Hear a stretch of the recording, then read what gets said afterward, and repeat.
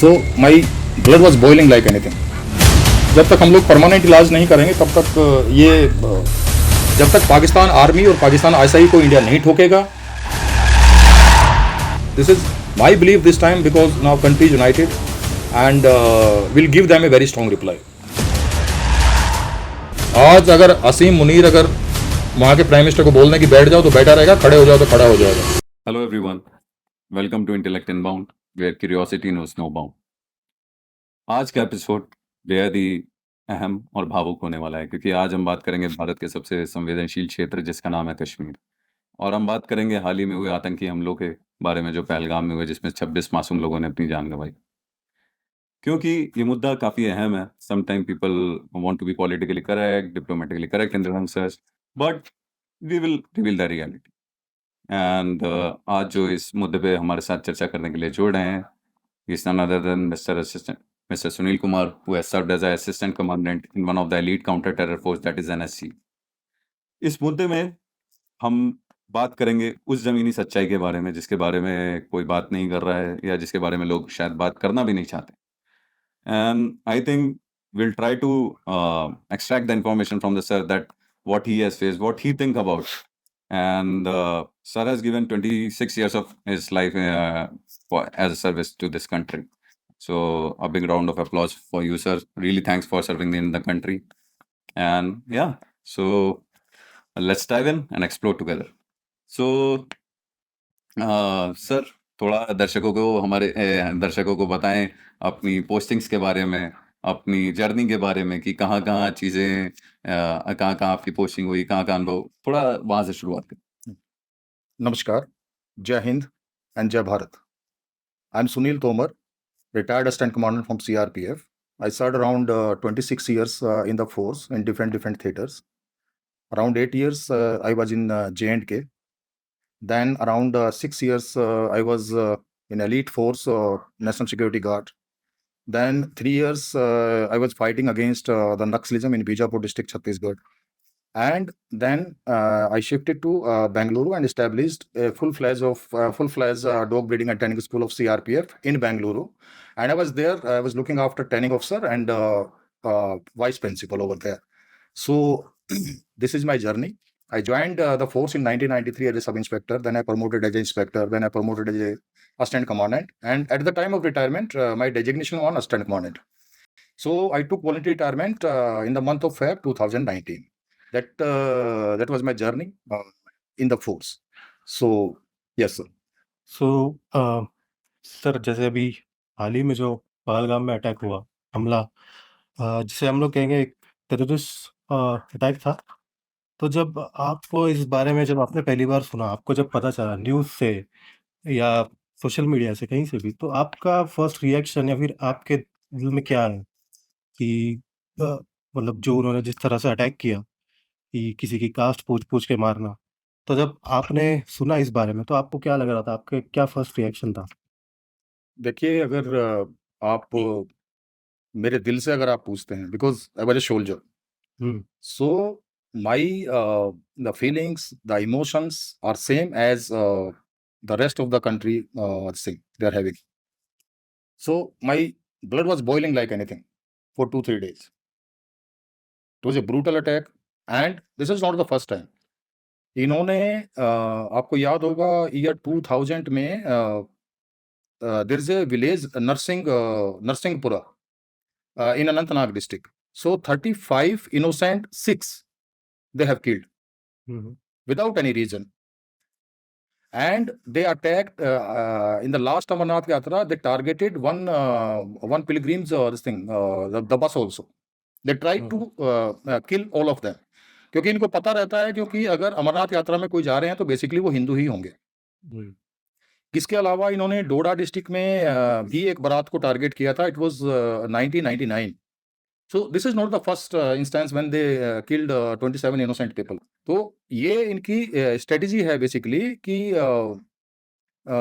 To target a particular community and then to basically create a chaos in the entire country.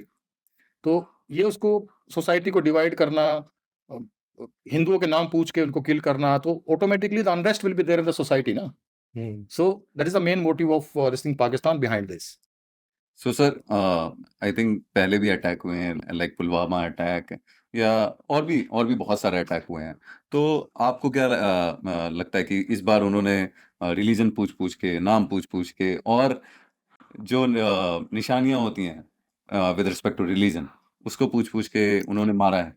तो उसके पीछे मतलब क्या आपको लग रहा है कि कोई बड़ा मास्टर प्लानिंग है इसके पीछे जो जो वो लोग सर्व करना चाहते हैं इसके थ्रू, इस इंसिडेंट के थ्रू या देखिए, ये अगर आप इसको ग्लोबली अगर आप देखें ना, हुँ, इट्स ए जिहादी mindset. Okay, Okay. Okay, So they have highly radicalized, or there is a concept basically in their ideology. Okay, I'm not taking the name of this thing, any religion here, but hmm, the jihadis, they have the mindset that the person who is not following the Islamic practices, he is kafir for them.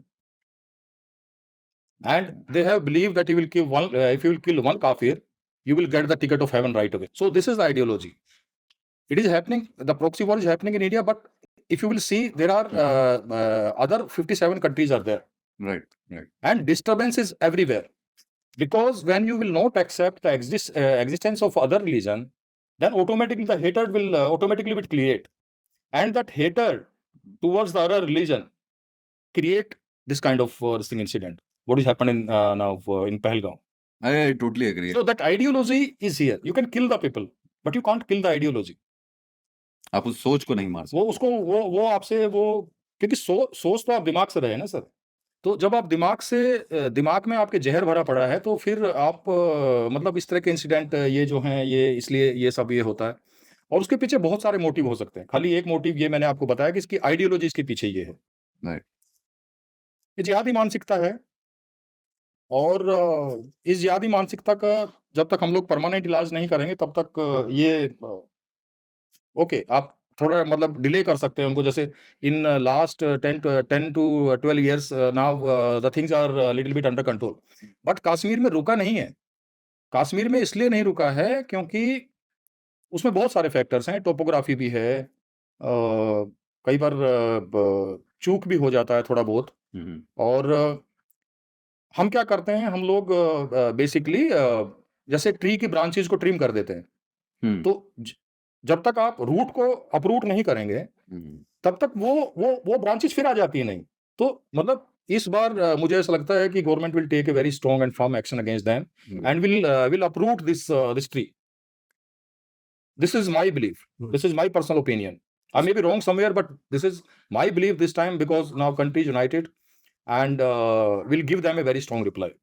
तो sir जैसा आपने बोला कि जो जिहादी सोच है, जब तक आप you can trim off the some of the branches but अगर जब तक you are not uplifting the root, you are not trimming off the exact problem Yeah. जो ज़मीन में है। हुँ। सो आपको क्या लगता है आपके हिसाब से वो क्योंकि जिहाद सिर्फ पाकिस्तान में नहीं, there are other countries they are fighting like Syria में हिज़्बुल है और कितने अफ़गानिस्तान में अल-कायदा है ये। तो क्या मतलब इसका परमानेंट सॉल्यूशन आगे क्योंकि ये सिर्फ भारत की बात नहीं है, ये अगेंस्ट द ह्यूमैनिटी एवरीवेयर है, चाहे आप कहीं चले जाएँ। तो इसका आपके हिसाब से क्या इलाज परमानेंट सॉल्यूशन इसका यही है कि जहाँ से ये फंडेड हैं, जहाँ से इनको सपोर्ट मिलता है, और जो इनको अपने मोटिव्स के लिए यूज़ करते हैं, that is Pakistan army and Pakistan ISI. जब तक पाकिस्तान आर्मी और पाकिस्तान आईएसआई को इंडिया नहीं ठोकेगा, तब तक ये लोग, क्योंकि देखिए पाकिस्तान में 30,000 से 40,000 तक तो लीगल मदरसाज हैं. And these madrasas are basically directly or indirectly the factory of jihadis. Even 1,000 madrasas are running in POK, Pak occupied Kashmir. 1000? So you will kill 4 terrorists, another this thing 8 will infiltrate. You will kill 10 terrorists, another 15 or 20 terrorists will infiltrate. So वहाँ पे human life की value नहीं है. ये जो जिहादी मानसिकता है सर, इसमें तो ये इनको समझाया जाता है मौलवियों द्वारा, और जो इनके टीचर्स हैं, कि इस दुनिया वाली जिंदगी तो है ही नहीं. जिंदगी तो असली तो मरने के बाद है, जहां पे आपको 72 हूर मिलेंगी. This is the concept. This is the bloody concept कि ये जिंदगी को जीने की बजाय तुम ऊपर जाके 72 हूरों के साथ एंजॉय करो. And they are trying to get this 72 हूर, and this time will provide them 72 हूर, because now nation is united, and we are under this thing a very strong government, Every and this time we'll give them this thing a very good reply. Sir एक normal जनता का जो सवाल है, जैसे कि हम बात कर रहे थे अभी कुछ देर पहले कि लोगों को जो न्यूज़ में दिखाते हैं, जो सोशल मीडिया पे दिखते हैं लोग, तो उनकी मानसिकता जो है वैसी हो जाती है। तो लोगों को ये दिखाया जा रहा है कि ये इंटेलिजेंस फेलियर है, एक तरह से कि हमारे जो इंटेलिजेंस है वो सही से काम नहीं कर पाया, सही से इंटेलिजेंस गैदर नहीं कर पाया, तो ये अटैक हुआ। और सेम हुआ था जब अटैक हुआ था हमारे जो एक बस उड़ाई थी उन्होंने पुलवामा पुलवामा में, तो उस टाइम भी लोग यही कह रहे थे कि इंटेलिजेंस फेलियर है। तो अब आपको क्या लगता है कि हमारे इंटेलिजेंस फेलियर हम लोग कैसे ठीक कर सकते हैं? या कुछ उसमें इश्यू है भी, या लोग यूँ ही क्रिटिसाइज़ कर रहे हैं उन चीज़ों में? देखिए, मैं एक बात आपको बताता हूँ। किसी भी नेशन को फुल प्रूफ सिक्योरिटी देने के लिए इंटेलिजेंस एक फैक्टर हो सकता है। हुँ, इंटेलिजेंस क्या करता है? Intelligence basically pre alarming system, कि वो आपको ट्रूप्स को पहले अलर्ट कर देता है कि this is the intelligence we are getting and you need to be your troop should be this thing alert. लेकिन उसमें भी कुछ इंटेलिजेंस ऐसी होती हैं जो रिलायबल होती हैं, जो ग्राउंड में मतलब जिनका रेलिवेंस होता है। कुछ प्रोपगेंडा के थ्रू भी इंटेलिजेंस आपको प्लांट की जाती हैं ताकि आप किसी ट्रैप में फंसें। हुँ, हुँ। ठीक है। जे.एंड.के की जहां तक बात आप कर रहे हैं, जे.एंड.के में जो इंटेलिजेंस डिपार्टमेंट है that is directly comes under CM of Jammu Kashmir. उसको सेंटर कंट्रोल नहीं कर रहा है। अच्छा। तो जो इंटेलिजेंस डिपार्टमेंट है जे.एंड.के का, वो that is direct under CM of Kashmir. Okay. Okay. मुझे लग रहा है कि कोई भी जब इतना बड़ा इंसिडेंट कोई भी अगर होता है तो उसमें फेलियर्स होते ही हैं। अगर आपने फुल प्रूफ सिस्टम अगर प्रोवाइड किया होता तो शायद फेलियर्स नहीं होते। हुँ, तो वो it's a matter of investigation. तो investigation is going on, even NIA is on the job and will come to know very soon that what exactly happened over there. Intelligence खाली किसी भी सिस्टम को, किसी इंसिडेंट को होने के लिए एक पार्ट है उसका। उसके अलावा और बहुत सारी जो हैं चीजें कोऑर्डिनेट होती हैं उसके साथ। तो ये इन्वेस्टिगेशन के बाद ही पता चल पाएगा कि whether it was intelligence failure or whether it was this thing failure in this thing. दूसरी साइड में भी कहीं अगर ऐसा कुछ हमारी तरफ से कोई लैप्स हुआ है कि नहीं हुआ है, या कोई सिक्योरिटी लैप्स हुआ है क्या, तो वो it's a matter of investigation.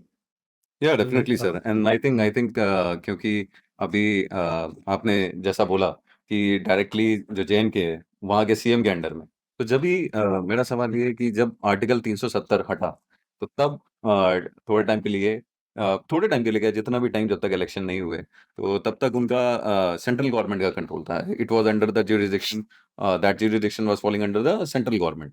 अभी जब फिर से इलेक्शन कराए, वहाँ पे सरकार आई, वहाँ पे उनके सीएम बने जे.एंड.के के। सो देन आई थिंक थोड़े टाइम तक कंट्रोल में थी चीज़। मतलब अटैक हुए बट वो आर्मी पे थे या डेडिकेटेड अटैक्स थे प्लानिंग करके। बट अभी ये जो सिविलियन वाला ऐसा इंसिडेंट तो पहले कभी नहीं हुआ। तो क्या आपको लगता है कि वहाँ पे सेंट्रल गवर्नमेंट का रूल रहना चाहिए हमेशा, या फिर वहाँ की गवर्नमेंट का रूल रहना चाहिए? मतलब उससे भी फ़र्क पड़ता है चीज़ों पे कि सेंट्रल गवर्नमेंट का कंट्रोल है तो ऐसी गतिविधियाँ कम होंगी, या फिर स्टेट गवर्नमेंट के कंट्रोल में रहता है तो ज़्यादा इन्फ्लुएंस या ज़्यादा मूवमेंट देखने को मिलती है? देखिए, मैं आपको बताता हूँ, आप दो चीजें मिक्स कर रहे हैं। Article 370 was a temporary provision right, Indian constitution. Right. Okay. Article 370 से पहले क्या था? आर्टिकल 370 के इस प्रोविजन को जोड़ा गया था। उससे ठीक है, मतलब प्रैक्टिकली आप बोल सकते हैं कि J&K is the part of India, right. But वहां का कॉन्स्टिट्यूशन अलग है। I am talking about article 370 से पहले। आर्टिकल 370 आर्टिकल 370 तो बाद में आपने अबॉलिश बिल्कुल, किया, बिल्कुल। ठीक है ना? तो उनका कॉन्स्टिट्यूशन अलग है सर। उनकी, जैसे हमारे यहाँ इंडियन पिनल कोड चलता है, उनके यहाँ रणवीर पिनल कोड चलता है। आपका पार्लियामेंट जो भी डिसीजन लेता है वो कश्मीर में वो लागू नहीं होता है। उनके कॉन्स्टिट्यूशन का कोड है, उनका फ्लैग अलग है, ठीक है? वहां आप जमीन पर परचेज नहीं कर सकते। खाली 3 चीजों को छोड़ के फॉरेन अफेयर्स, डिफेंस और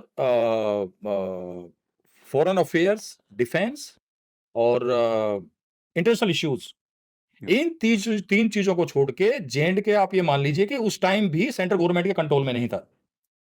ओके। आप जो भी पॉलिसी आपका पार्लियामेंट पास करता है, उसको अगर वहां का सीएम चाहे तो इंप्लीमेंट ही नहीं होने देगा। दूसरा सबसे बड़ा नुकसान क्या था कि 1947 में जब हमारा जो कंट्री अलग हुआ, जो पाकिस्तान जब बना, तो वहां से जो जो माइग्रेट करके जो इंडिया में आए हैं, उन लोगों को एज पर J&K कॉन्स्टिट्यूशन उनको इंडिया की सिटीजनशिप ही नहीं है। ओके, J&K की लड़कियां कहीं बाहर शादी नहीं कर सकती हैं। नहीं कर सकती ये यहाँ के लोग वहां जमीन परचेज नहीं कर सकते। आपके कॉन्स्टिट्यूशन को वो नहीं मानते, आपके पिनल कोड को वो नहीं मानते, वो अपने हिसाब से अपने रूल ड्राफ्ट कर सकते हैं, उनका फ्लैग अलग है। तो कश्मीर एक्चुअली इंडिया के अंडर में, मैं ये कह सकता हूं कि आर्टिकल 370 के एब्रोगेशन के बाद ही ये आप ये बोल सकते हैं कि कश्मीर, वो जो कश्मीर है वो हमारा हुआ है। अभी इन्होंने 2 हिस्सों में इसको डिवाइड कर दिया यूनियन टेरिटरी में, that is Jammu and Kashmir Jammu. And Leh Ladakh. Leh Ladakh. ठीक है, कुछ प्रोविजंस, लेकिन वहां के सीएम अब वो सीएम नहीं है जो सीएम पहले होता था। पहले कैसे होता था मैं आपको बताता हूं। यहां से फंडिंग जाएगा, उनका कोई ऑडिट नहीं कर सकते आप, वो किसी चीज के लिए अकाउंटेबल नहीं है, वो जहां चाहे उस पैसे को यूटिलाइज कर लेंगे, उसका फीडबैक भी आपको नहीं देंगे। That CM was so powerful. यहां से जैसे बहुत सारी गवर्नमेंट की योजनाएं होती हैं, वो वहां उसको अपने पॉलिटिकल मोटिव्स को गेन करने के लिए तो लागू करेंगे, या तो नहीं भी कर सकते हैं। That is at their will. Okay, so there was not under control, but लेकिन फंड्स फिर भी उसी पेस से जाते। इसीलिए तो सर इतना पैसा बनाया है, इसलिए तो इतना पैसा बनाया कि यहां से सेंट्रल गवर्नमेंट से जो भी पैसा वहां डेवलपमेंट के लिए जाता है, उसका ना कोई ऑडिट होता है, ना वो लोअर फॉर्मेशन पे पंचायत लेवल पे सर्कुलेट होता था। कैलकुलेट होता है। ठीक है, तो ये लोगों ने पैसा बनाया है सर, और ये सब चीजों को देखते हुए गवर्नमेंट ने इसका जो है आर्टिकल 370 का एब्रोगेशन किया। And now Kashmir, from my point of view, right on track. And I think in next couple of years you will see still the development, this thing, the program is going on. Okay, काफी change हुआ है, militancy में भी काफी नीचे आया है। Okay, एक, अब बोलते हैं ना कि 99 इंसिडेंट को आप रोक सकते हैं, लेकिन एक इंसिडेंट फोर्सेस रोक देती हैं। एक इंसिडेंट हो जाता है तो उसकी वजह से फिर आप, जैसे अभी ये पहलगांव में हुआ, तो फुल प्रूफ 100 प्रूफ प्रोवाइड करना इट्स नेक्स्ट टू इम्पॉसिबल।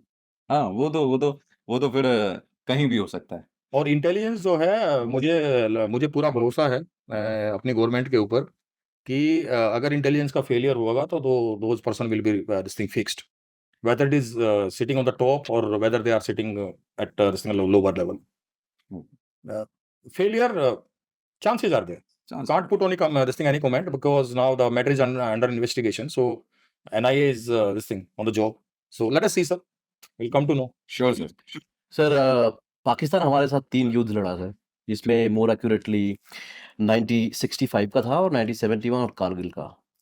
तो वो फिर भी समझता है सर कि कश्मीर एक अनफिनिश्ड एजेंडा है, और फिर भी हारने के बावजूद भी वो सोचता है कि हम ना कुछ इंटरनल इश्यू पैदा करें, बाहर से टेररिस्ट या फिर शरारती तत्वों को भेज के, ताकि हम फिर से इसको जीत सकें या फिर इंटरनल इश्यूज पैदा कर सकें। तो आपको लगता है सर अभी भी पाकिस्तान समझता है they can take away Kashmir from us? देखिए, पाकिस्तान के साथ हमारे 4 वॉर हुए हैं अभी तक, 3 नहीं 4 हुए हैं। 1947 at the time of partition, then 65, then 71 and then 99 Kargil. ठीक है, और चारों लड़ाइयों में ही इसको बुरी तरह से मार पड़ी है। हाँ जी सर। लेकिन बेशरम टाइप का कंट्री है ना, हाँ जी, हाँ जी। बेशरम टाइप का कंट्री। मैं उनका एजेंडा भी बताऊंगा कि आपको why they are doing proxy war. Okay, I will tell you the.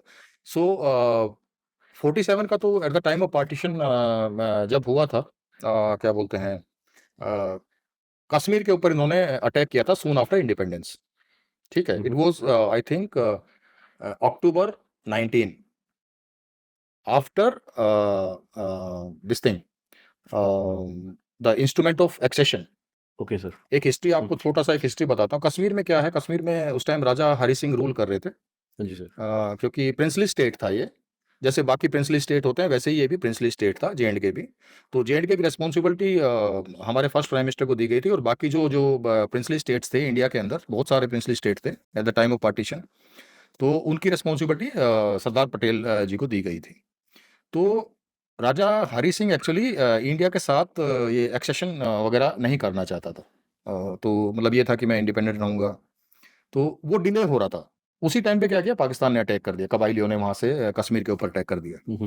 Kashmir के ऊपर अटैक कर दिया तो he was not in position to defend himself, क्योंकि उसके पास लिमिटेड फोर्स थी, और पाकिस्तान आर्मी ने उधर से जब अटैक किया तो फिर उन्होंने अप्रोच किया उस टाइम प्राइम मिनिस्टर थे हमारे पंडित जवाहरलाल नेहरू। तो उनको अप्रोच किया तो हमारा इंस्ट्रूमेंट ऑफ ये एक्सेशन उस टाइम पे साइन हो गए हाँ जी। कि ऑफिशियली कश्मीर जो है वो पार्ट बन गया इंडिया का। इंडिया में। लेकिन उस टाइम से फोर्सेज आ रही थी वहां से, क्या बोलते हैं, पाकिस्तान से फोर्सेज आ रही थी। तो हमारी फर्स्ट सिख ने लैंड किया था, फर्स्ट सिख बटालियन ने लैंड किया था जम्मू कश्मीर एयरपोर्ट पे। तब इनको पीछे पुश करना शुरू किया था हम लोगों ने, और पीछे पुश करते करते करते करते when we were in stronghold, hmm. Then our prime minister went to UNO and ये सब कि नहीं, जो जहाँ पे है वहीं पे रुक जाए, और उसी को फिर लाइन ऑफ कंट्रोल मान लिया गया बाद में। अगर नहीं तो हम उस टाइम ही पूरा पीओके ले सकते थे। मतलब जो अभी it was a blunder, okay sir, it was a blunder when you are in stronghold. Okay sir. We should not go this thing UNO to mediate this issue and all that. So it happens. Sometimes you take good decisions, sometimes you take this thing, the bad decisions. It's a part and parcel of life. But वो हमारा वो आज भी वो Kashmir dispute उसी की वजह से अभी भी जिंदा है। ठीक है, वहाँ के हर एक जितने भी डिस्प्यूट्स होते हैं ग्लोबली, उसमें सबसे पहले आपको कुछ ना कुछ पॉलिटिकल मोटिव्स मिलेंगे। अभी जो मुल्ला मुनीर है, उसको मैं मुल्ला मुनीर बोलता हूँ, मुल्ला आसिम मुनीर, जो जनरल हैं पाकिस्तान आर्मी के, वो अभी 1 महीने के बाद रिटायरमेंट होने वाला था। The same thing happened with Parvez Musharraf also when he was about to take retirement. तो उसने अपना कारगिल वाला प्रोग्राम शुरू कर दिया to show the people of Pakistan that मैं ये सब कर सकता हूँ। यही सेम इसने भी रिपीट किया, क्योंकि जो मुनीर है वो अपनी पॉपुलरिटी खो रहा है। The most popular leader in Pakistan, that is Imran Khan, and he's in prison. In jail या तो वहाँ का जैसे बलूचिस्तान में एक ड्रामा चल रहा है, सिंध में एक ड्रामा चल रहा है, खैबर पख्तूनख्वा में एक ड्रामा चल रहा है, इंटरनल चैलेंजेस फेस कर रहा है पाकिस्तान। तो वहाँ से पब्लिक की सपोर्ट ये खो रहे हैं। तो उस स्ट्रॉन्ग उस होल्ड को दोबारा इन्होंने उसको दोबारा उस इमेज को पकड़ने के लिए एक ऐसा इंटरनेशनल डिस्प्यूट क्रिएट कर दिया जहाँ पे आप जिहादी आइडियोलॉजी के साथ आप पूरे पाकिस्तान को एक कर सकते हैं, और ये अपने आप को प्रूव करने की कोशिश कर रहे हैं कि भाई मैं हूं लीडर, और मैं जो है इंडिया पे ऐसे अटैक किया। तो पब्लिक जो पब्लिक के जो कोर इश्यूज हैं वहां से ध्यान हटा के वो पूरा का पूरा वो इसको एक्चुअल लीडर मान लें। और पाकिस्तान में तो हमेशा जनरल्स ने रूल किया है। हाँ जी सर। हाँ, वो तो- तो गवर्नमेंट का तो कुछ है नहीं, हाँ, हमेशा तो- आर्मी है। हाँ, तो ये भी कोई बड़ी बात नहीं है कि वो शहबाज शरीफ को ही डिस्टेबलाइज करने में लगा हुआ है। राइट तो- राइट।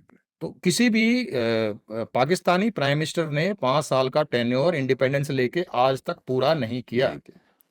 और अगर पॉलिटिकल बेसिकली डेमोक्रेसी क्या है पाकिस्तान के अंदर, बस वैसे ही है sir. It's a banana republic, हाँ, it's a banana republic. Yeah. वहां पे आर्मी की मर्जी के बिना पत्ता भी नहीं हिलता है। चल सकता। आज अगर असीम मुनीर अगर वहां के प्राइम मिनिस्टर को बोल दें कि बैठ जाओ तो बैठा रहेगा, खड़े हो जाओ तो खड़ा हो जाएगा। This is the reality of Pakistan. That's why इसके 2 रीजन हैं। एक जो मुझे लगता है कि एक ये रिटायरमेंट वाला इसका इशू है। दूसरा जो एक अनरेस्ट हो रहा है वहां के जनरल के खिलाफ, क्योंकि पब्लिक ने ओपन बोलना शुरू कर दिया सोशल मीडिया पे अपने जनरल्स को। तो अब वो वहां से ये एक डिस्प्यूट क्रिएट करके वो उस फेथ को दोबारा गैदर करना चाहता है, और अपने आप को बहुत स्ट्रॉन्ग लीडर मतलब शो करना चाहता है पब्लिक के सामने कि अगर कोई कू होता है तो वो, जैसे मुशर्रफ ने नवाज शरीफ के साथ किया, the same history is now repeating with Shehbaz Sharif. और ये जो मुल्ला आसिम मुनीर है, ये भी उसी का स्टूडेंट है, परवेज मुशर्रफ का, जिसने 99 में कारगिल किया था। अच्छा सर।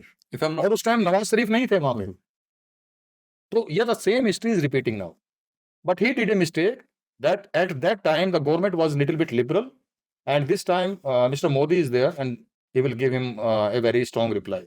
सर एक आम जनता जैसे सोचती है, उसके दिमाग में एक क्वेश्चन है, जैसे कि हमने गलतियां की मतलब शुरू में जब हम पार्टीशन हुई थी 1947 में, तो आज आपने जैसे बताया कि हमने आर्मी को रोक दिया था और अनफिनिश्ड जो कश्मीर है वो रह गया था।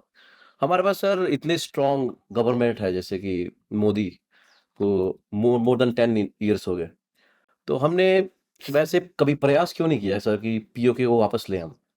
जैसे कि 2 पार्ट और हैं, जैसे कि एक पाकिस्तान ऑक्युपाइड है और एक चाइना ऑक्युपाइड करता है।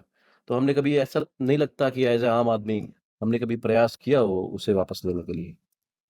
बहुत बड़े-बड़े इंसिडेंट हुए इस कंट्री में, जैसे मुंबई का है 26/11 हुआ, और बहुत बड़े-बड़े इंसिडेंट यहाँ पे हुए हैं। तो जब government, you need political will, and that political will was missing. आप तो डोजियर खेलने क्या दिए? अच्छा। कोई भी इंसिडेंट हुआ, आपके लोगों को आके, इनोसेंट लोगों को आके यहाँ पे इंडिया में मार दिया। आपने सिंपली प्रूफ के साथ एक डोजियर पाकिस्तान को भेज दिया। पाकिस्तान ने वो डोजियर उठा के साइड में डस्टबिन में डाल दिया। और इसके पीछे की जो साइको है ना sir, political leaders always think that if we'll take this kind of decisions, whether it will harm to their voting bank. Okay sir. अगर पाकिस्तान के अगेंस्ट में, जैसे पाकिस्तान ने कुछ किया, तो यहाँ की जो गवर्नमेंट है, I am not taking the name of any government, but यहाँ की जो गवर्नमेंट है वो ये सोचती है कि मुसलमानों के खिलाफ, क्योंकि Pakistan is Muslim country, Muslim Republic, okay, उनके खिलाफ हमने अगर कोई एक्शन लिया तो यहाँ के जो मुसलमान हैं वो ऐसा तो नहीं कि हमारा वोट बैंक खिसक जाएगा। ओ तो इसलिए कभी भी उनके खिलाफ फर्म एक्शन नहीं हुआ। Okay sir. तो हमने कभी प्रयास ही नहीं किया नहीं, उनको लगता है कि हमारा ये पूरा वोट बैंक खिसक जाएगा इधर, एंड डायरेक्टली और indirectly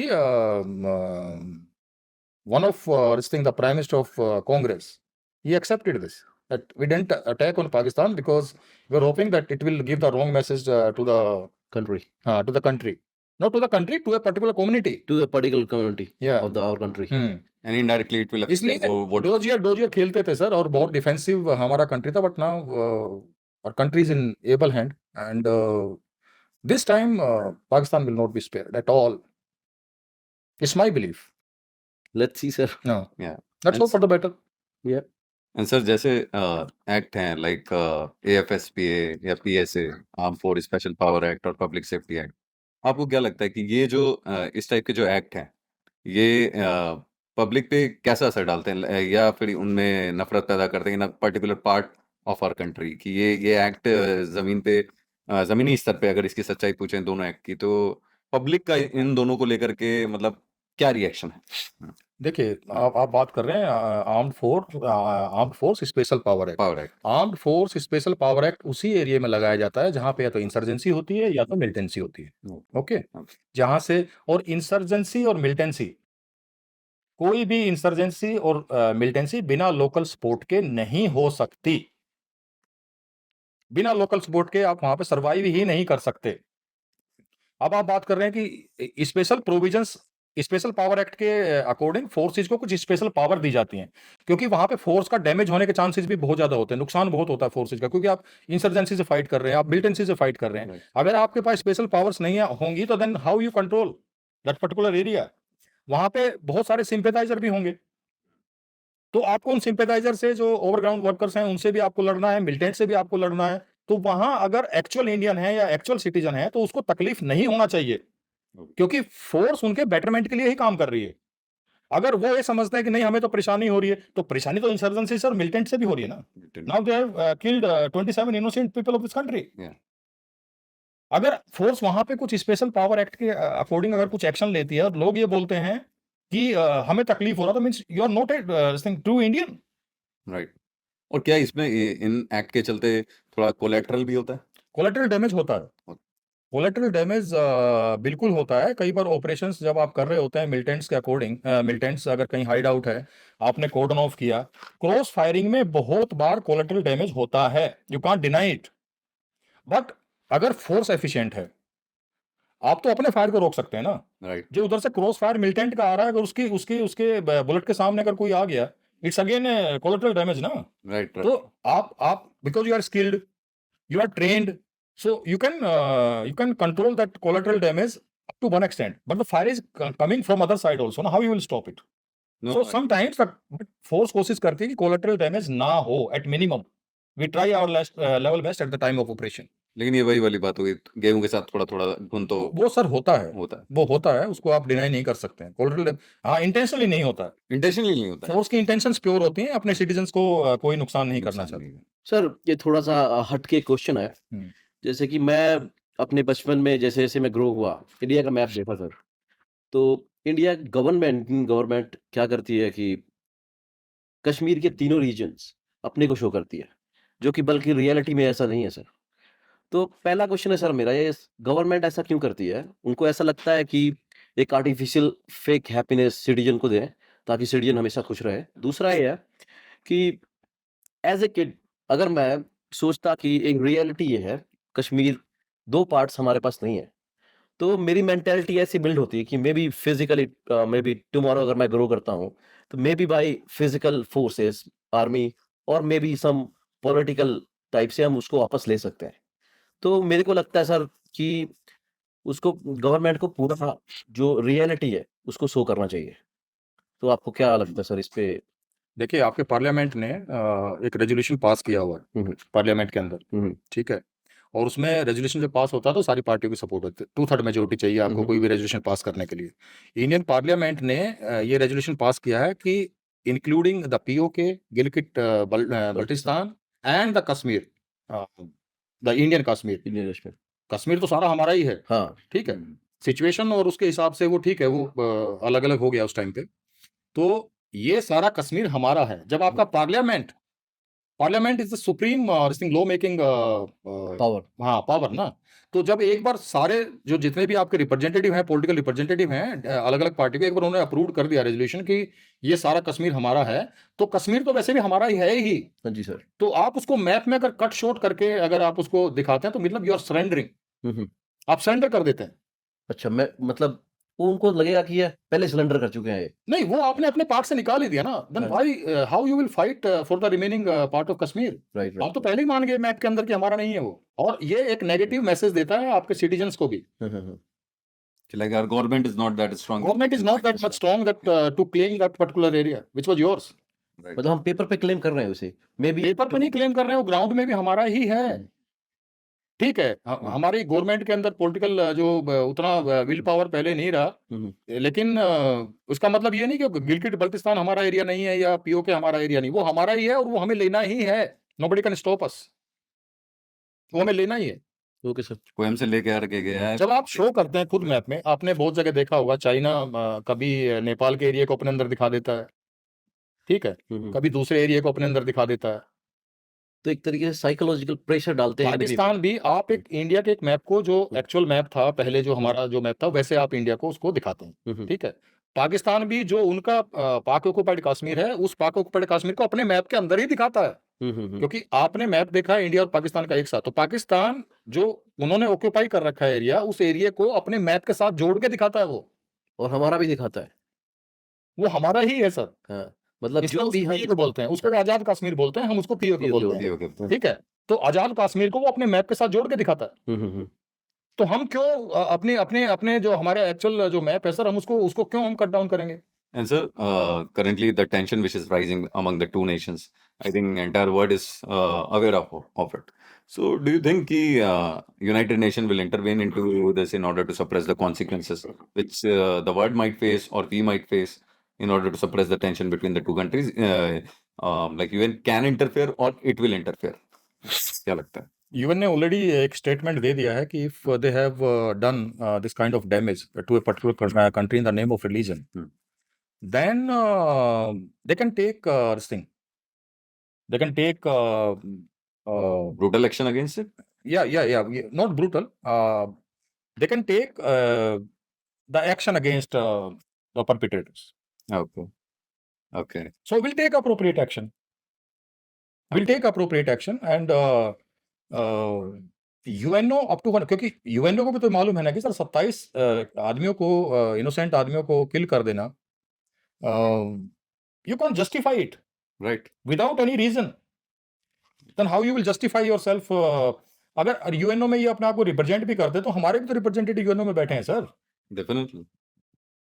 and now Pakistan is a well known country, terrorist country, everybody knows. Everybody knows. अब यहाँ पे क्या होता है कि यूएनओ तो एक यूनिट है, ठीक है, एक ऑर्गेनाइजेशन है, लेकिन आप हर एक कंट्री के अपने पॉलिटिकल मोटिव्स जुड़े रहते हैं। Right. जैसे आपने देखा होगा मीडिया में बहुत मतलब स्पीड से इनकी स्टेटमेंट चेंज होती हैं। अमेरिका एक चीज कह रहा है, चाइना एक चीज आज बोल रहा है, रशिया दूसरी चीज बोल रहा है, इजराइल एक स्टेटमेंट आज दिया। Russia and Israel never change this thing, this statement, but rest of the country, क्योंकि उनके उनके ट्रेड्स हैं, उन्होंने पैसा इन्वेस्ट किया हुआ है दूसरे कंट्रीज में, उनको पता है अगर वॉर लाइक सिचुएशन हो गया तो हमारा भी इतना नुकसान होगा इसमें, क्योंकि ये तो एक सप्लाई चेन है ना। Right. आप दो, जैसे यूक्रेन और रशिया का युद्ध हुआ, तो यूक्रेन और रशिया की लड़ाई के अंदर तो पूरा जो सप्लाई चेन है वो इंटरप्ट हो गया ना। Right. जब आपका सप्लाई चेन इंटरप्ट हो जाएगा तो फिर बिजनेस कहाँ जाएगा? तो उसमें हर कंट्री पे उसका इम्पैक्ट जाता है। एंड अगर आप न्यूक्लियर वेपन के बारे में अगर आप पूछना चाहते हैं, ये तो मैं वही बता दूं, न्यूक्लियर वेपन, तो न्यूक्लियर वेपन लास्ट यूज हुआ था जब अमेरिका ने हिरोशिमा और नागासाकी पे, that was 6 August and 9 August yes 1945, 45 second world war second world war. Yes तो 9 अगस्त पे रेस्पेक्टिवली, 9 अगस्त हिरोशिमा पे और 6 अगस्त और 9 अगस्त को इसके ऊपर क्या बोलते हैं, नागासाकी। तो after 1945 there is no nuclear resting weapon used. उसके बाद भी बहुत सारी लड़ाइयाँ हुई हैं सर, अभी भी चल रही है, जैसे रशिया और यूक्रेन का, हाँ चल रहा है। बिल्कुल तो और न्यूक्लियर पावर की जब आप बात करते हैं तो Pakistan officially nuclear power declare हुआ 1998 में, राइट ठीक है। 99 में कारगिल हुआ, ठीक है। कारगिल में भी तो यही सिचुएशन थी जो आज है। 99 में उस टाइम में फोर्स में ही था। उस टाइम इन लोगों ने न्यूक्लियर वेपन क्यों यूज नहीं किया जब इनको ठोका जा रहा था पाकिस्तानियों को, ठीक है। न्यूक्लियर वेपन के ऊपर सर सैटेलाइट से बहुत हाईली, मतलब हाई लेवल की मॉनिटरिंग होती है। अगर इन्होंने उसको टच करने की कोशिश भी की, क्योंकि एक न्यूक्लियर वेपन का एक्सप्लोजन खाली एक कंट्री, एक सिटी को हार्म नहीं करता, नुकसान नहीं करता है। उसका इम्पैक्ट जो सराउंडिंग्स में जो नेबर कंट्रीज हैं उनके ऊपर भी उसका इम्पैक्ट जाता है। तो ये कहना कि हम न्यूक्लियर फाड़ देंगे, ये कर देंगे, वो कर देंगे, ये सब ड्रामा है सर। न्यूक्लियर वेपन को ये हाथ भी नहीं लगा सकते हैं। उससे पहले इंटरनेशनल कम्युनिटी इनको खत्म कर देगी। गॉट इट तो इतना बोलना आसान है सर कि मैं न्यूक्लियर वेपन ये कर दूंगा, वो कर दूंगा। न्यूक्लियर वेपन को चलाना, आप समझ रहे हैं, न्यूक्लियर वेपन अभी तो नागासाकी 1945 में न्यूक्लियर वेपन का इम्पैक्ट और आज के न्यूक्लियर वेपन का इम्पैक्ट जमीन आसमान का फर्क होगा। बहुत बहुत बहुत बड़ा फर्क है। न्यूक्लियर वेपन तो रसिया भी नहीं चला पाया सर यूक्रेन के ऊपर। सही बात तो ये बोल देना कि मैं न्यूक्लियर वेपन फायर करूंगा, मैं nuclear weapon, they can't do anything, they can't do anything. इस बार इनकी पिटाई होनी है और वो पिटाई होनी ही है, बस। No doubt about it okay sure sir sir इस पे एक फॉलो अप क्वेश्चन है सर हम्म कि आपको पता है सर ये तो है तो फूल ही, मतलब कुछ भी करते हैं ये। तो इन केस अगर इन्होंने अटैक कर दिया इंडिया पे, न्यूक्लियर अटैक कर दिया, तो हमारे पास ऐसा कोई डिफेंस सिस्टम है जो उससे हम बच सकते हैं? S-400 है हमारे पास। हमारे पास अभी रसिया से हम लोगों ने लिया था, S-400 है। 300, 350, 400 किलोमीटर दूर से आपके हेलीकॉप्टर को, आपके मिसाइल्स को, आपके फाइटर जेट्स को, आपका और जो भी ड्रोन है आपके, उनको ट्रेस आउट कर सकता है, हवा में उड़ा देगा। दूसरी बात ये है कि आप न्यूक्लियर वेपन तो बोल रहे हैं। न्यूक्लियर वेपन सर ऐसे उड़ के नहीं जाता है। न्यूक्लियर वेपन को वहां तक, डेस्टिनेशन तक ले जाने के लिए आपको सिस्टम चाहिए, आपको मिसाइल चाहिए कैरी करने के लिए। या तो आपको उस टाइप के प्लेन चाहिए जिसमें मैकेनिज्म हो कि आप जो न्यूक्लियर वेपन को कैरी कर सकते हैं, जैसे हमारी अग्नि कर सकती है, ब्रह्मोस कर सकता है। तो ऐसा मैकेनिज्म पहली बात तो है नहीं। इन्होंने सारा चाइना का सामान अपने यहाँ भर रखा है, उसकी कोई गारंटी भी कुछ नहीं हो कब चलेगा कब नहीं चलेगा। आपका जो न्यूक्लियर का वॉर हेड है, उस वॉर हेड को कैरी कैसे करोगे आगे? एयर में उसको ब्लास्ट करने का डिफेंस सिस्टम हमारे पास है। S-400 तो अभी हमने लिया है, उसकी एक्यूरेसी 90% के ऊपर है। कोई भी मिसाइल से अगर उतारा हवा में खत्म करेगा। ये it's my belief being a soldier, वहां तक इनको इंटरनेशनल कम्युनिटी पहुंचने ही नहीं देगी। अफगानिस्तान ने ऑलरेडी, अमेरिका ने ऑलरेडी अपने बेस अफगानिस्तान में बनाने शुरू कर दिए हैं। अगर इन्होंने कुछ थोड़ा बहुत भी इधर उधर कुछ किया तो वो अपने अंडर में सिस्टम ले लेंगे। और फिर सैटेलाइट से मॉनिटरिंग होता है हर चीज का। ऐसा नहीं है कि आप न्यूक्लियर वेपन ऐसे थोड़ी है कि सड़क पे पड़े हैं और आपने किया छोड़ दिया। उसको कैरी करने के लिए आपको मैकेनिज्म चाहिए, वहां तक पहुंचाने के लिए मैकेनिज्म चाहिए। दूसरे कंट्री का भी डिफेंस सिस्टम है। आप उस डिफेंस सिस्टम को क्या बीट करने की आपकी कैपेबिलिटी है कि नहीं है? वो कैपेबिलिटी आप में है ही नहीं। और डेटोनेट करने के लिए भी। और ये तरीका न्यूक्लियर चाहिए। वेपन भी इन्होंने 1998 में चाइना से कट कॉपी पेस्ट। जो कंट्री एक सुई भी नहीं बना पाया हो आज तक, साइकिल के टायर नहीं बना सकता है, उस कंट्री को आपको लगता है कि वो न्यूक्लियर टेक्नोलॉजी जैसी चीजों को वो डेवलप कर लेगा? इतने कैपेबल है पाकिस्तानी? क्या पता सर फेक हो? नहीं, फेक नहीं है, फेक नहीं है। They are nuclear power, no doubt. But ये चाइना की टेक्नोलॉजी है। चाइना का गेम प्लान है कि इंडिया को डिस्टेबलाइज करने के लिए आप पाकिस्तान को स्ट्रेंथन करो। चाइना तो वैसे ही डूबा होगा जब से अमेरिका ने उसको 225% अभी टैरिफ लगाया है उसके ऊपर। तो वो तो अपनी इकोनॉमी के लिए खुद ही शेक कर रहा है, कोई हेल्प करे। इसलिए एक ये भी क्वेश्चन आता है कि चाइना बीच में आ जाएगा क्या, टर्की बीच में आ जाएगा क्या, चाइना और टर्की बीच में नहीं आ सकते। उसकी 2 वजह हैं। एक तो इंटरनेशनल ट्रेड, जितना पैसा वो इंडिया से कमा रहा है वो इमीडिएटली कट डाउन हो जाएगा। टर्की का भी वही सिस्टम है। हाँ, indirectly they are supplying weapons and they will supply weapons. वो करेंगे क्योंकि उनको इंडिया को डिस्टेबलाइज भी करना है। तो इंडिया डिस्टेबलाइज कैसे होगा? तो उसके साथ वो जो बोलते हैं ना कि दूसरे के कंधे पर रख के फायर करना, दूसरे तो के उन्होंने पाकिस्तान के कंधे पर रख के, तो बर्बाद होगा तो पाकिस्तान बर्बाद होगा ना, तो चाइना का तो कुछ नहीं बिगड़ेगा। तो ये डायरेक्ट ऐसी लड़ाइयों में सर कभी भी तीसरा कंट्री कभी भी इंडल्ज नहीं होता है। जैसे यूक्रेन को पूरा आपका जो नाटो जो कंट्रीज हैं। हाँ, नाटो कंट्रीज हैं वो सारे उसको सपोर्ट कर रहे हैं। अभी अमेरिका भी उसको सपोर्ट कर रहा है, पैसे से भी सपोर्ट कर रहा है, वेपन से भी सपोर्ट कर रहा है, ठीक है। लेकिन असली लड़ाई नहीं लड़ रहे हैं।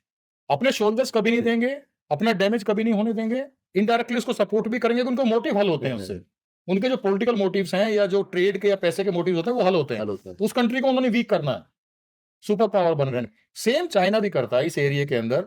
इसको लगता है कि अगर इंडिया जितना कमजोर होगा it will go in the favour of China. Yes sir. Pakistan तो कुछ है ही नहीं सर, 2 दिन से ज्यादा पाकिस्तान नहीं लड़ सकता है आपके साथ। वो तो एक तरीके से कंधा है, लोगों पर बंदूक चलाते हैं उसके ऊपर कंधे के ऊपर रख के फायर कर रहे हैं सर, और ये बेवकूफ जो है अपना फायर करवा रहा है। और पाकिस्तान के आपको एक गेम और बता देता हूँ कैसे जो है पाकिस्तान गेम खेलता है। पाकिस्तान ने सबसे पहले मुजाहिदीन तैयार किए। मुजाहिदीन किसको बोलते हैं? फ्रीडम फाइटर को। फ्रीडम जो इस्लामिक रूल्स को फॉलो करता है। नहीं, फाइटर्स। फाइटर्स। मुजाहिदीन मतलब फाइटर्स। Okay okay sir. मतलब फाइट करने वाला आदमी, फाइटर्स। इस्लामिक नेम है फाइटर। वो अरेबिक नेम है, मुजाहिदीन बोलते हैं। तो मुजाहिदीन का मतलब होता है फाइटर्स। फाइटर्स। इन्होंने पाकिस्तानियों ने क्या गेम खेला, जब रशिया ऑपरेट कर रहा था, when he was Soviet union not Russia, तो अफगानिस्तान में ऑपरेट कर रहा था रशिया। ठीक है। तो पाकिस्तान ने अमेरिका से पैसे लेके मुजाहिदीनों को तैयार किया, टेररिस्टों, जो आज मैं आपको उनका हिस्ट्री बताऊंगा, जो आप पूछते हैं ना कि भाई कैसे होता है। मुजाहिदीनों को अपने यहाँ ट्रेंड किया और ट्रेंड करके अमेरिका से पैसे लेके मुजाहिदीन अपने यहाँ terrorist civilians not the soldiers, उनको अफगानिस्तान में रशियन आर्मी के अगेंस्ट में उतार दिया वेपन देके, और पैसा ले लिया अमेरिका से। उसके बाद रशिया तो जो है उस डिस्टरबेंस की वजह से वहां से निकल गया और सोवियत यूनियन भी टूट गया। आप समझिए, पहले इसने मुजाहिदीन तैयार किए अमेरिका से पैसे लेकर रशिया फोर्सेस के अगेंस्ट में लड़ने के लिए, ताकि फोर्सेस डायरेक्ट इन्वॉल्व ना हो, डैमेज ना हो, ठीक है सर। उसके बाद इन्हीं मुजाहिदीनों को मरवाया अमेरिका से पैसा लेकर। जब यहाँ पे बेस बने, तो ओसामा बिन लादेन जब ये ऑपरेट कर रहा था अमेरिका, जब अफगानिस्तान के अंदर आ गया था, तो इन्होंने अपने एयर बेस दिए उन्हीं मुजाहिदीनों को मारने के लिए, जो प्रेजेंट का तालिबान है,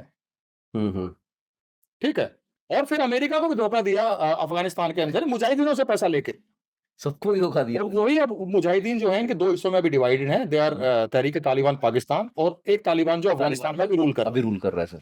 ये इनकी हिस्ट्री है गद्दारों की। इनका टाइम डिक्लाइन पे आ रहा है धीरे धीरे। अभी तक डिक्लाइन नहीं, they are finished after this war, they are finished.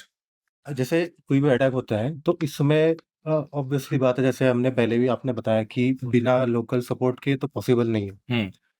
तो जब ये ऐसे कोई अटैक होता है तो हम कैसे आइडेंटिफाई करते हैं कि कौन मिलिटेंट है, कौन वहाँ का लोकलाइट है, और हम कैसे आइडेंटिफाई करते हैं उन लोगों को जिन्होंने इन सारी चीज़ों में उनका साथ दिया हो, और उसके बाद हमारा क्या एक्शन हो सकता है? देखिए, रेगुलर मॉनिटरिंग होती है किसी भी स्टेट में, पुलिस होती है, और पुलिस बेसिकली लोकल पब्लिक के बीच में से ही होती है, ठीक है। जैसे फोर्सेस को, क्योंकि फोर्सेस लोकल लैंग्वेज नहीं जानते मैक्सिमम लोग। जैसे अगर कश्मीर में आप ऑपरेट कर रहे हैं तो कश्मीर में आपको लोकल लैंग्वेज नहीं आएगी, ठीक है। पैरामिलिट्री फोर्स भी, अगर सीआरपीएफ, बीएसएफ या कोई और अदर फोर्स जो वहां पे ऑपरेट कर रही है, अगर उनको भी लोकल लैंग्वेज नहीं आती है, तो उनका इंटेलिजेंस इनपुट लेने के लिए पुलिस को ही अल्टीमेटली एक्टिवेट होना पड़ेगा। और पुलिस रेगुलर बेसिस पे, पुलिस की अपनी इंटेलिजेंस विंग होती है, वहां पे आईबी भी ऑपरेट करती है। वहां पे बहुत सारी इंटेलिजेंस एजेंसी जो डायरेक्टली इनडायरेक्टली इन्वॉल्व होती हैं, जो लगातार उस एरिया को मॉनिटरिंग करती हैं। उसके बाद पुलिस का अपना सेटअप होता है, तो हर एक गांव की डिटेल्स, उसके बाद गांव के अंदर मुखबिर भी होते हैं पुलिस के, ठीक है। तो उससे उनको ट्रैक कर सकते हैं कि हाँ, कौन आदमी गलत है, कौन सही है, किसके ऊपर नजर रखने की जरूरत है, किसके ऊपर नजर रखने की जरूरत नहीं है। और बाकी बच गई जो बाहर से मिलिटेंट आते हैं, जैसे बॉर्डर क्रॉस करके, उनकी लैंग्वेज से आपको आइडेंटिफाई हो जाता है, क्योंकि they will not speak, they don't know Kashmiri language ना। अच्छा। तो अगर उनको कश्मीरी लैंग्वेज नहीं आ रही तो easily you can identify Hindustan का कोई भी आदमी, या तो वो हिंदी बोलेगा या तो कुछ और, तो वहां की वो लैंग्वेज से बहुत जल्दी पकड़ में आ जाते हैं कि ये आदमी जो है इस एरिया का नहीं है। उसके अलावा अगर इंटेलिजेंस आपका अगर अच्छे से काम कर रहा है तो इन्फिल्ट्रेशन का भी आपको पता चलता है, सारी चीज़ों का पता चलता है पुलिस ऑर्गेनाइजेशन। तो सर अब इस बार पहलगाम में जो अटैक हुआ, वो क्या हम कह सकते हैं कि वो इतना वेल प्लान्ड था कि जो 4 लोग थे अटैक करने वाले, वो मतलब हाथ में नहीं आ बिना इतना बड़ा कोई भी जब इंसिडेंट होता है, चाहे फोर्स के ऊपर हो, चाहे सिविलियंस के ऊपर हो, बिना प्लानिंग के नहीं होता है। उसको जैसे अगर आपने न्यूज़ वगैरह में भी देखा होगा, उसकी प्रॉपर रेकी हुई है, 4-5 दिन तक, 6 दिन तक हुँ। उसकी रेकी चलती रही है, वो रिहर्सल करते हैं, लोगों के बीच में घुल-मिल जाते हैं, उनके गाइड्स होते हैं, उनके सिम्पैथाइज़र्स होते हैं। तो इतना बड़ा इंसिडेंट जब आप करते हैं, तो पब्लिक की लोकल सपोर्ट आपको चाहिए होती है। बिना लोकल सपोर्ट के आप इतने बड़े इंसिडेंट को आप क्या बोलते हैं, नहीं कर सकते। बिल्कुल। ठीक है? तो प्लानिंग प्लानिंग तो ये 5-6 महीने से कर रहे थे। पहले दूसरी साइट इन्होंने फाइनलाइज़ की, वहाँ पे हो सकता है सिक्योरिटी टाइट रही होगी या इंटेलिजेंस को खबर होगी या कुछ ना कुछ हुआ होगा। उसके बाद इन्होंने यहाँ पे रेकी करना शुरू किया और यहाँ पे इनको समहाउ दे गॉट सक्सेसफुल। तो प्लानिंग तो सारी पाकिस्तान से ही होती है। बिल्कुल। प्लानिंग सारे मिलिटेंट ऑर्गेनाइजेशन, चाहे वो जैश ए मोहम्मद हो, चाहे लश्कर ए तोयबा हो, चाहे हिजबुल मुजाहिदीन हो, हुँ। चाहे कोई भी टेररिस्ट आउटफिट है, वो सारे के सारे तो पाकिस्तान आर्मी आईएसआई को कंट्रोल करती है और ये सारे ऑर्गेनाइजेशन आईएसआई के अंडर में काम करते हैं। This is truth. मैं क्वेश्चन पूछता हूँ, बुरहान वाली was killed in 1916 no 1916 2016 sorry तो 2016 में he was the terrorist of Hizbul Mujahideen. Hizbul Mujahideen कब एग्जिस्ट हुआ? हिजबुल मुजाहिदीन जेएंडके का लोकल टेररिस्ट आउटफिट है, जिसका हेड अभी भी पीओके में और पाकिस्तान में बैठा सैयद सलाउद्दीन। ठीक है, उसी का ये मेंबर था Burhan Wani, and he was the poster boy of the terrorism in Kashmir. Yes. क्योंकि वो सोशल मीडिया पे बहुत एक्टिव रहता था, रील वगैरह बहुत डालता था इधर उधर करके, ताकि पब्लिक के बीच में एक मैसेज दे दे, नए यंगस्टर्स को रिक्रूट कर ले, अपने ऑर्गेनाइजेशन को, अपने इसको टेररिस्ट ऑर्गेनाइजेशन को और स्ट्रॉन्ग बना ले। हाँ स्ट्रेंथन कर ले। जब वो 2016 में कुपवाड़ा में मारा गया, हुँ, lakhs and lakhs of people came out हुँ। In his last rite. उसको एक तरह से श्रद्धांजलि देने के लिए आई थिंक। आप मुझे एक बात बताइए सर, एक आदमी, एक टेररिस्ट किल्ड हो गया, एक टेररिस्ट को फोर्सेज ने मार दिया, क्या 2.5 लाख 2 से 2.5 लाख लोग हुँ। उसको दफनाने के लिए बाहर निकले कश्मीर के? मैं मतलब एक नॉर्मल आदमी की तरह पूछ रहा हूँ कि आपकी क्या सिंपैथी है उस टेररिस्ट के साथ? एक टेररिस्ट था, हुँ।